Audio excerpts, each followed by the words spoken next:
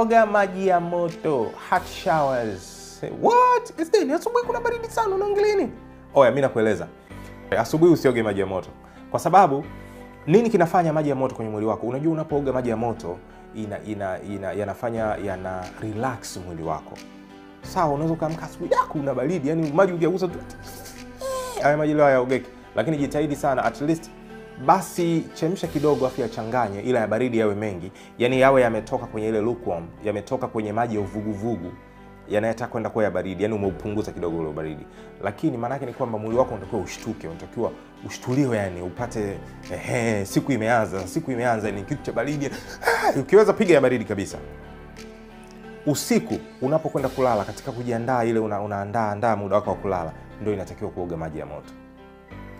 Kwa sababu it tends to calm down everything kwenye mwili wako. Yani kila kitu sasa kinashushwa, kinatulia, yani kwamba una relax, sasa ni muda wa kwenda kulala.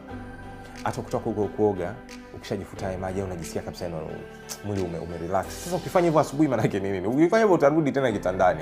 Kwa usifanye kitu asubuhi ambacho kitakufanya urudi tena kitandani. Unatakiwa ufanye kitu ambacho unatoka kitandani. Umeshaamka, cha kwanza tandika kitanda chako. Chap chap chap chap chap chap chap. Bafuni, cold shower. Maji ya baridi, hata kama kwenye kopo ndio fresh ya baridi, lakini oga maji ya baridi, usioge maji ya moto asubuhi. Hiyo ndio point ya msingi unatakiwa kuchukua.